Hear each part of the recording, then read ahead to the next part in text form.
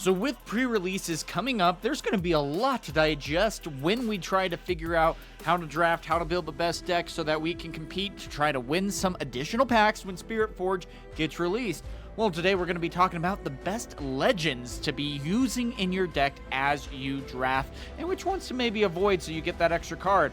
So what are those? Well, we're going to dive into that right now.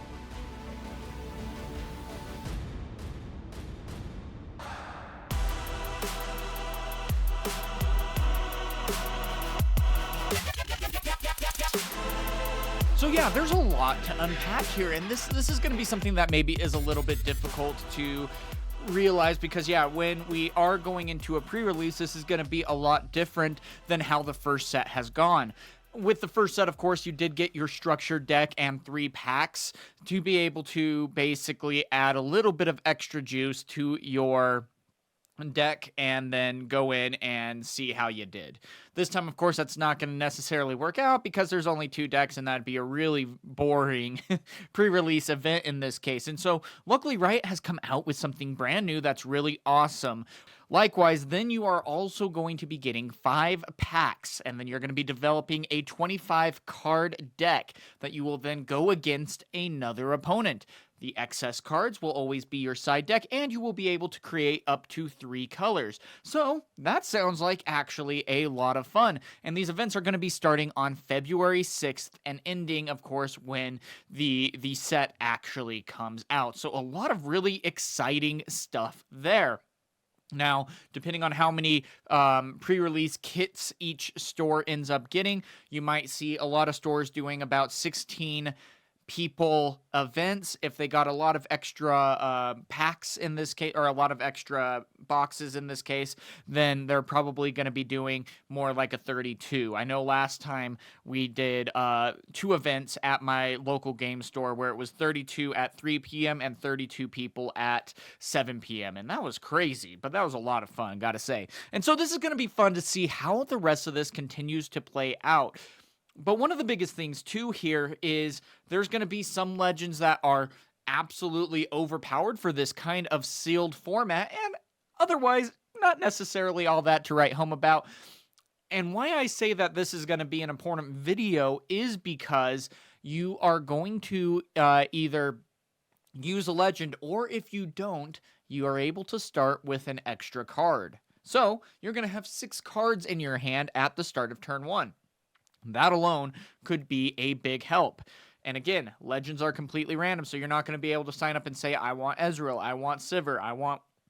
Nope, nothing like that in this case. So you're going to have to, hope for the best and then draft to the best of your knowledge. And that means in these next couple of weeks, we are going to be making a lot more videos that deep dive into this kind of formatting. And so I'm going to be curious to see how it all continues to unravel here, but it should be something of note to see now at least what legends to include and what not. Now, if you want to know how the full drafting ends up working, we have a video that I will link down below that you can watch to learn how the entirety of the draft is going to be working. So with that being said, again, this is going to be a bit of a tier list. And again, we're not necessarily looking at a tier list as this is going to be the number one, the number 1 legend of Spiritforged competitively in the meta kind of thing. No, don't get that mixed up. What we are going to be saying, though, is if you pull a Sivir for the pre-release event with one of your random legends or by opening your packs, use it. Now, the big reason why I'm going to be saying that Sivir is probably one of the best, if not the best, to be able to use, there's 2 in this tier 1 status. You're probably already going to be able to guess the other one, but the reason why I say Sivir and why I wanted to start with her first is because she's interesting in the sense that her ability says that when you recycle a rune, you may exhaust me to play a gold gear token exhausted. When 1 or more enemy units die, ready me. In this sealed format, the ability to create gold when recycling is going to be absolutely powerful. Not only that, we also have a really good color combination here that you are going to be able to utilize. And so that's going to be something really interesting. There's also going to be a really good strategy where, because you are able to use 3 colors, you could do like purple and red, for example, with Sivir, and then have her orange ones, or her orange cards, be ones that are without power costs or something along those lines, or vice versa, whatever you want to do. That way you don't have to shrink your rune deck in particular, but instead you can really start to utilize that a lot better. And I had a guy that commented on one of my videos suggesting that. Absolutely great idea there. And another way to make your deck a little bit more dynamic and give yourself a little bit upper hand, because a lot of people are going to be hearing, oh, whoa, we get to do 3 colors, and then they can end up shooting themselves in the foot a little bit by overextending, especially with a rune deck. But again, back on topic, why I think Sivir is going to be so dang good is because when you create gold, you are not using your runes, which means that you are able to get further and further ahead and into the late game, probably sooner than your opponent. One of the biggest things is this set is very power hungry, so you got to be a little bit careful. Biggest thing also that I love about Sivir is that you have purple. Purple is going to be one of the most powerful colors of this set, if not the most powerful, I would argue. And because of that, this is going to be absolutely awesome.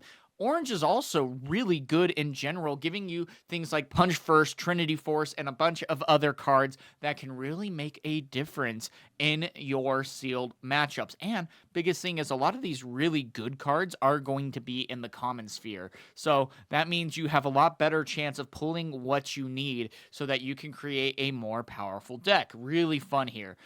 Now, next, I do want to say is gonna be, yeah, you know it, you love it, it's gonna be Draven. Now, why? Well, yes, it does suck that you don't necessarily have a whole lot of get out of jail free cards like what we have in the meta as a whole. You're not able to use fighter flights or anything else like that in particular that makes Draven so powerful. But if you are still able to win combats, that's a pretty big deal there. And so there's still a lot of ways for you to be able to do so, and there's a lot of ways to go big in this case, so that you can charge into your opponent and be able to really take it to them so that they don't have a lot of responses. There are going to be like some hidden cards that, like the equipment that can be hidden, switcheroo, but that's, of course, both of those are rare in that case, so you might not be pulling those. If you do, use them. But if not, you want to try to figure out ways on how to get bigger and better than your opponent. There's not going to be a lot of, oh, by the way, you move out. Again, if you have overzealous fans, you're definitely going to be including those in this, because that's going to be your only form of fight or flight, especially with Draven here. So something to keep in mind there. But again, like I said, you're going to want to go bigger than your opponent, because when you do, it's going to be a little bit more of a straightforward game in the sealed events, at least with that. And then if you end up winning, cool, I get to draw a card. You defend and you win, awesome, I draw another card. And that card draw can be a big difference maker for you to be able to find what you need so that you can be able to go in and really take the aggression to your opponent. Again, also, red and purple are a very good color combination. If you see anything like Bloodshot or whatever else it might be, that's basically the cleave of red in this set too, except it can be repeated. So, whoo, that's going to be really good right there. Going to be curious to see how that continues to play out, but still, I got to say, I absolutely love what Draven is going to be able to do. Now, for those of you who don't know, though, there are, of course, 12 legends in this. Now, in the tier 2, she's still going to be really good, but not necessarily as up there as what you would expect. You're going to be hoping for a lot more gear, a lot more options to be able to utilize her legend ability. Sometimes that can be really hard, but there are some really good units out there that can be utilized so that she is going to be able to be properly used with her ability. Again, if you are able to then get units that continue to be able to get you to ramp up a little bit, that's going to make a really big difference. And if you can get into the mid to late game, all the better. Hardest part about her, though, is again, there isn't going to necessarily be all that much card draw. That's going to be maybe a little bit difficult to have to deal with, but even still, she's going to be really fun and really good to have to go against, and I can't wait to see how she is going to be able to do. Now, again, you have a lot of really good cards in orange. You don't necessarily have a whole ton of great cards, though, in yellow. Yes, you have the direct kill spells and things like that, but when we go and look at what is in each color combination and you see what might be able to do it, there's not necessarily a whole lot to be desired, at least in yellow. There's some really good options on trying to get you some gold and some good 2-drop units and things like that. But again, I would use maybe an Honest Broker in the start of your deck, and then again, maybe substitute out your yellow for a different color that you might have drafted a little bit better.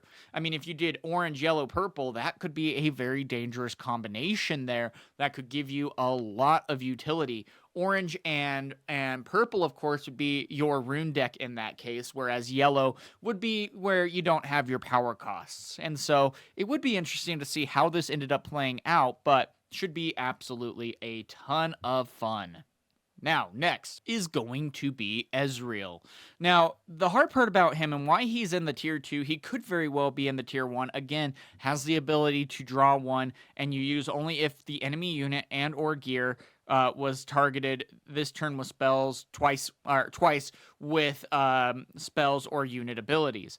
The hardest part about Ezreal, though, is when you look at the pool, there's like Frigid Touch, and things like that that might be able to target twice, but otherwise not necessarily a whole lot there. I will say if you do end up getting his purple champion, that's going to be an absolutely great card. His blue one, though, is it's okay. And it can sometimes be, especially for new players, a little confusing to try to understand what the blue legend means because, he doesn't deal combat damage. And so that can be a little bit difficult here. But still, again, you look at the card pool between purple and blue. Yes, that is a very powerful color combination. But again, there's not a whole lot in this set that necessarily really targets. And yeah, we have the missile that is able to be repeated, but that's going to be literally 8 and 2 power to repeat the spell so that you can then go in and use, Ezreal's ability. Not necessarily worth it, but still, we'll see. But all in all, I really do like what Ezreal is able to do here, what he's able to accomplish, and I think that he still will be able to win you a lot of games at this sealed, and you would want to maybe prioritize those repeat effects, those legend abilities that do go out and target your opponent's gears and units. Now, next is going to be Irelia. And again, very well could be that tier 1 status, but at the same time, her legend ability is interesting. I love the color combination, but it says when you choose a friendly unit, you may exhaust me and pay a power cost to recycle it, or to ready it. And when you conquer, you may pay 1 to ready me. Really good ability, really awesome color combination. But again, as we take a look at these cards, it's like, what is there necessarily for us to be worrying about? What can we utilize here? What can we get ahead with by targeting our own units? And there's not necessarily a whole lot there, surprisingly. You're going to be utilizing a bit more of equipment. And again, that's going to be if you ended up even drawing it. There's a 1-cost equipment that costs a purple power to equip, which is really good. It's called Coal, and it creates a gold on Conquer. Well, then you can go in with Irelia, for example, and when you equip, that counts as choosing a friendly unit. You can recycle the rune and all that jazz, and you are better off. The hard part is, though, there isn't necessarily a whole lot that actually targets. And so Irelia, where you are more so hoping that you do have the equipment and the spells that are able to do so, the mobility is going to be very powerful, but again, that power cost is going to be very difficult to try to balance, and especially if you are newer to the game, I would maybe stay away from Irelia at the sealed events due to that fact. That's going to be very difficult to try to get around and to try to figure out that balance, because if you happen to sacrifice way too many runes, you're going to be shooting yourself in your foot and almost giving your opponent the game in that case. And that's something that we don't want to necessarily do, and rightfully so. But still, Irelia is a really fun option here, and one that can be a great option for you to win a lot of games. Again, though, I would recommend maybe playing a couple of games on TCG Arena. It's, of course, not going to be sealed, but it's going to be some really good examples or practice on how to get into the groove of how to use Irelia and get that going. You gotta find that rhythm there. And so next, of course, we are going to be going into Rek'sai. Now again, I will say that this color combination isn't necessarily the best, but the legend ability is really good. If you can go in and be able to conquer, which is, not too hard to do. I would even move this up maybe to the high tier 2 in this case, even low tier 1. But the main reason why I say that is because when you conquer, you may exhaust me to reveal the top 2 cards of your main deck. You may play 1, then recycle the rest. And so that already extends your hand by 2. Again, this would be another one that I would maybe take out the yellow potentially, unless it didn't have a power cost, and throw in a third color, because this card, this legend, is going to give you so much versatility. And turn 1, you go and you play out your 2-drop, for example. Then you go and you conquer a battlefield and immediately tap this so that you are able to look at the top 2 cards and potentially play a card from there. That can give you a lot of interesting mechanics to really throw your opponent off. And the big thing is, the one downside, of course, is that you are going to be revealing the top 2 cards. That means your opponent is going to see what they see. But again, that's not necessarily a game-breaking type thing, but it is something that still should be noted. But again, when you do start getting in trouble with low cards in hand, which is something that can be very constant for you in sealed, well, okay then. I don't necessarily need to worry about with Rek'sai. I can keep going and keep playing, and that is why he is going to be such a fun legend to be able to utilize. Next, of course, is going to be Lucian, and why I put him in tier 3 is because, yes, he has a really good legend ability of your equipment give assault, and that's going to be +1 might while equipped unit is an attacker, and that is for each equipment that is added to your unit. Awesome, that's really good. The hard part is, though, you're hoping to draft a lot of equipment and units that are able to utilize said equipment. That's going to be maybe a little bit hard. And if you end up not necessarily being able to do so, you're going to really struggle there on trying to get things going, and you're just going to fall further and further behind. Lucian as a legend, though, is going to be one of the best to be able to have because of his weapon master ability, and not only that, when he goes into a battlefield and conquers successfully, he is readied up and can retreat right back to base, so you're able to continually move over and over again into a battlefield, and that can really slow down your opponent. So great champion ability, okay legend. The big thing would be is if you did draw a lot of equipment, I would utilize that properly and try to get there.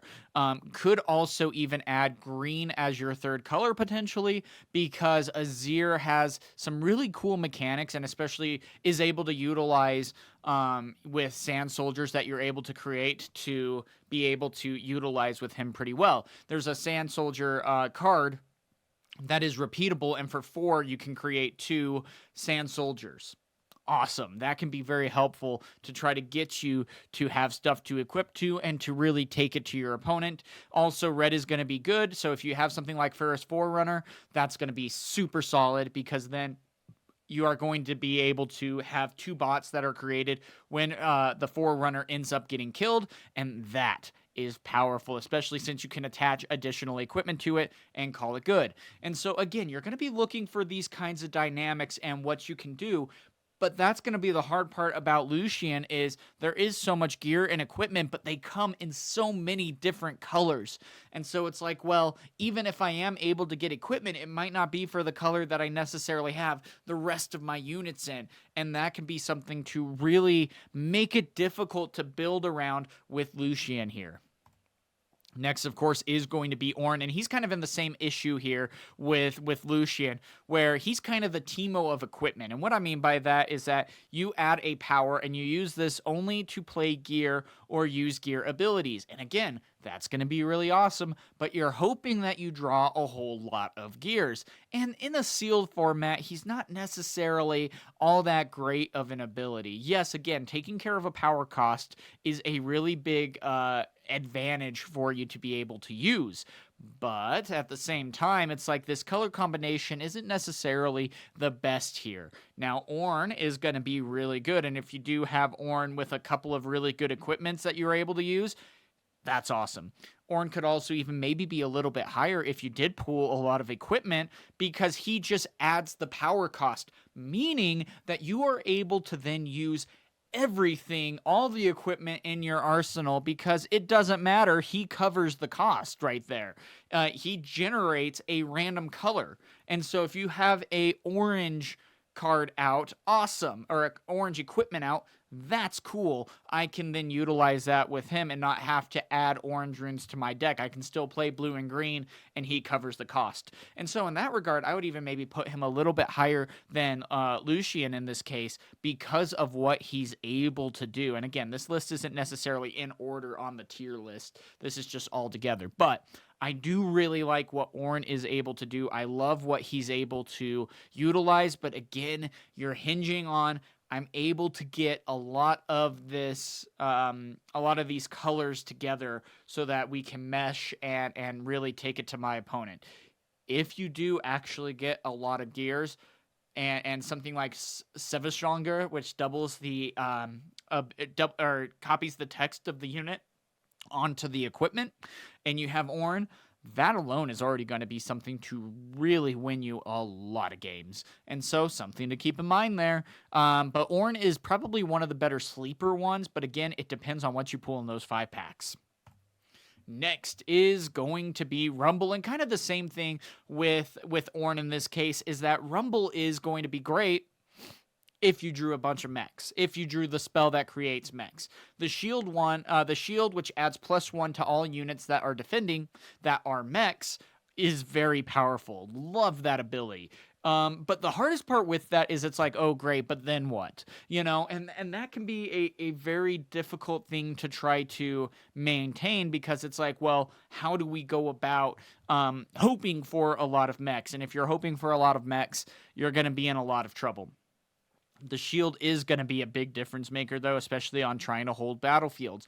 And even that, Rumble as a champion is a really good champion within reason. But again, you're hoping for the mesh of that deck to come together as a whole, and I don't necessarily know if that's going to be all that possible here. So keep that in mind with Rumble. Really good color combination, but you're still kind of hoping for a mech that might not be there with your opening packs, and so that's why it might be better to just build the 2 or 3 colors of choice, and just to exclude Rumble if you end up drawing them, because the 6th card is going to be probably better utilized unless you drew so many mechs in your packs.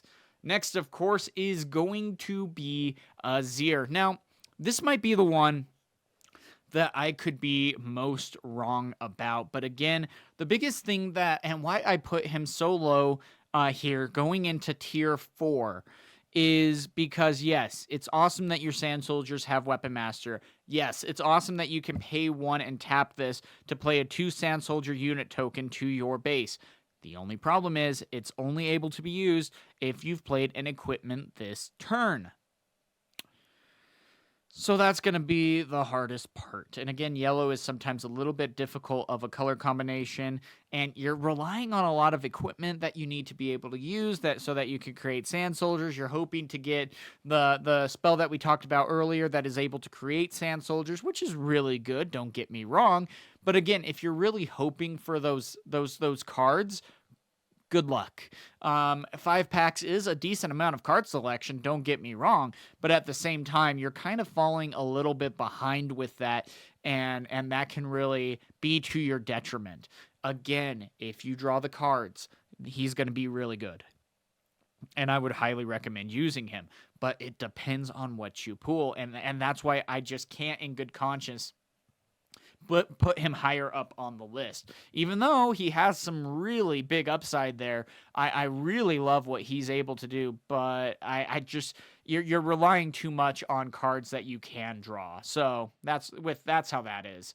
Next, of course, the final 2 legends of Spiritforge, and probably the 2 lowest here, is going to be Jax and Renata. Now, Renata is, again, could be a very powerful legend. I was so excited when she first came out. I wanted to see what she was able to do, but again, it's just not there yet. When you are an ally hold, you may exhaust me to play a gold gear token exhausted. That's really good. And then when your score is within 3 points of the victory score, your gold adds an additional 1.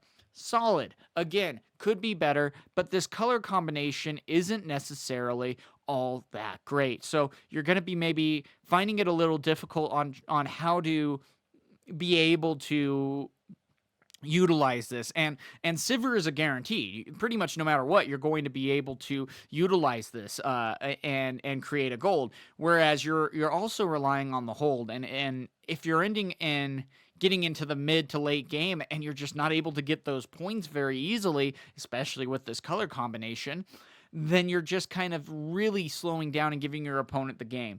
Now, that's going to be the hard part, and I do need to play test the sealed style a little bit more with Renata, because she could be higher on the list. I'm not going to act like she's not, but I just don't quite see her getting there. Likewise with Jax too. It's just not going to necessarily be there for me. We have a lot of really fun stuff here to be able to be utilized. We have one to be able to, and tapping Jax to be able to attach a detached equipment you control to a unit you control, or to just tap him to attach an equipment you control to a unit you control. And so again, that's going to be an interesting idea to be able to utilize. You're hoping for a lot of draw here, but again, it's just not necessarily going to be there. Jax as a legend is really good too, being able to, when you attach an equipment to him, you're able to pay 1 and draw 1. That's awesome, don't get me wrong, but even outside of that, I don't necessarily know if there is going to be a whole lot there to get you to the point where you need to be. And so because of that, it's like, I would rather just play it a little bit safer and try to get that extra card draw instead of trying to build around these guys and then just falling short. Now, the nicest part about a sealed format is that in between games, you are able to switch around your deck a little bit and you are able to change things up. Also, all of the cards that you did not utilize are able to also be your side deck. So in between games, you can switch out cards to be able to better match up against your opponent. Now, again, if you're taking forever to do that, that is going to be essentially slow play, and you can potentially get called out on that. But still, even just having that as a utility is something to definitely keep in mind. But these legends are going to be a lot of fun, I think, especially as we continue to draft them out. So what do you guys think about the legends and going into a sealed format? I think it's going to be an absolute blast. But again, the hard part with sealed is that there are those odds that you are playing against, and is your opponent going to be able to just hit the absolute nuts and have everything that he needs to be able to build an insane deck, whereas your cards are kind of lackluster? Is that possible? Yeah, but at the same time, how you're able to pilot, if you're a better Riftbound player, if you're a better even card game player in general, then you might be able to have a worse deck and play better than your opponent. Time will tell. But all things considered, this is going to be a really fun pre-release with a lot of really fun mechanics that you are able to use. Again, that's going to be starting February 6th and ending when Spiritforged comes out February 13th. So with that being said, guys, that is going to be it for now. Let me know about your thoughts down in the comments below. And until next time, guys, have a good one.